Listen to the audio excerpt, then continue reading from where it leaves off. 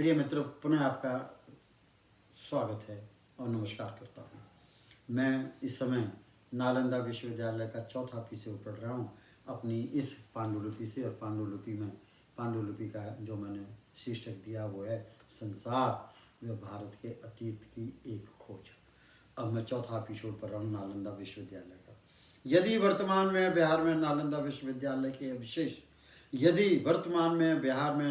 विश्वविद्यालय के अवशेष वैश्विक विश्व प्रसिद्ध मानव धरोहर के पुरातन चिन्ह हैं, तो यह भी स्मरणीय है। तीसरी शताब्दी ईस्वी से वर्ष 1199 तक के 800 वर्षों में यह नालंदा विश्वविद्यालय खूब फला फूला। सन 1100 ईस्वी में तुर्की आक्रमणकारी बख्तियार खिलजी ने इसका तमाम काम किया, इसे नष्ट कर दिया।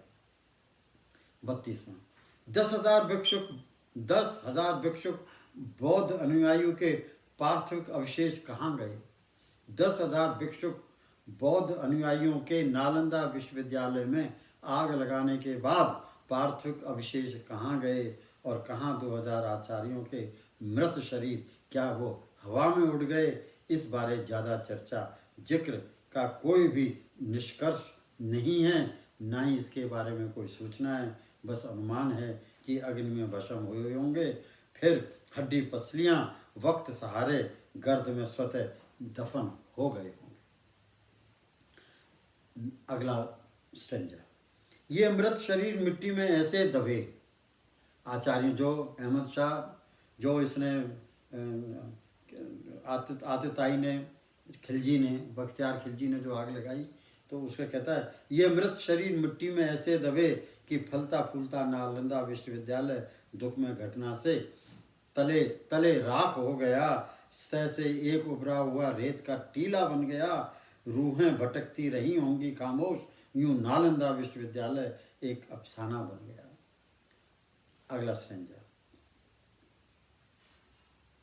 इस शमशान घाट का, नालंदा विश्वविद्यालय के इस शमशान घाट का सन 1199 ईस्वी से वर्ष 1922-23 तक किसी ने खबर नहीं लेनी थी। नालंदा विश्वविद्यालय सशक्ता रहा, रोता रहा और भूतकाल के गर्द की परत में दबा रहा। बराबर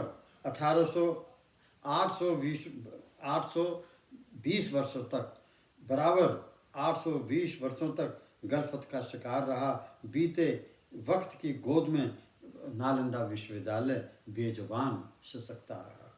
35वां अंततः वर्ष 1920-23 में तत्कालीन पुरातत्व खनन विभाग के तत्कालीन ब्रिटिश भारत के पुरातत्व खनन विभाग के सर्वोच्च अधिकारी डायरेक्टर जनरल सर कनिंघम ने खबर सुध लीनी थी। विधिवत संपूर्ण व ऐतिहासिक खुदाई खनक शुभ आरंभ कीनी थी। अगला स्टेंजा, ये विशाल शिक्षा केंद्र पूर्ववत नालंदा विश्वविद्यालय 14 एकड़ में समाया था। विशाल पुस्तकालय था, वे अनेक व्याख्यान सभागार थे, आवासीय क्षेत्र था, आचार्य बौद्ध भिक्षु रहते थे। यह सब खनन कार्य से ही अनुमान लगाया है। अगला, खनन कार्य वर्तमान में भी जारी है, क्योंकि वो तो भारतवर्ष में है, तो खनन कार्य वर्तमान में भी जारी है। बाकी के शोध कार्य में अनेकों शोधकर्ता व विशेषज्ञ कार्यरत हैं, सेवारत हैं, उनका प्रयास जारी है। बहुत रोचक अधिकाधिक जानकारी उपलब्ध होने के आसार हैं।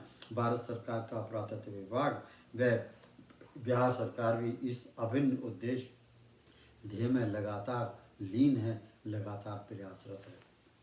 38वां, बहुत प्रसन्नता का विषय है। वर्तमान प्रयासों की उपलब्धियों केवल एक नहीं, बहुत प्रसन्नता का विषय है कि नालंदा विश्वविद्यालय में हो रहे खनन कार्य में वर्तमान प्रयासों की उपलब्धियां एक नहीं बल्कि अनेकों हैं। सबसे उत्साहवर्धक है शीघ्रतम एक नवीनतम नालंदा विश्वविद्यालय की स्थापना हो। यह एक नया विश्वविद्यालय बना भी दिया है नालंदा में। गवर्नमेंट ऑफ इंडिया ने। काश गवर्नमेंट ऑफ पाकिस्तान भी तक्षशिला में यूनिवर्सिटी ऑफ तक्षशिला बना देती, पर वो कभी संभव नहीं होगा। यह नवीन नालंदा विश्वविद्यालय विशाल होगा, अति विशाल होगा, अति भव्य होगा।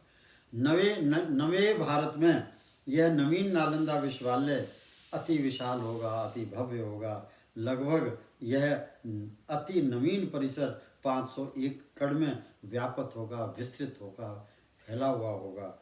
इसकी पुरानी परिपाटी में आधुनिकता का मेल होगा। इसकी पुरानी परिपाटी में आधुनिकता का भी चरम सीमा का मेल होगा। मुख्य विशेष विषयों के साथ साथ पुरानी पद्धति का पुनर्नवनिर्माण होगा। अंतिम पद चौथे उसका, नवनिर्मित नालंदा विश्वविद्यालय भारत का मान होगा। यह नवनिर्मित नालंदा विश्वविद्यालय भारत का मान सम्मान होगा। सुनियोजित, प्राचीन व आधुनिकतम तम से सुसज्जित होगा, सुसज्जित होगा, सुशोभित होगा। भवन निर्माण कला व अध्ययन व शोध विषयों का मॉडल होगा, आदर्श होगा। एक बौद्ध संबंधित शिक्षा व मूल्यों का वैश्विक उत्कृष्ट केंद्र होगा।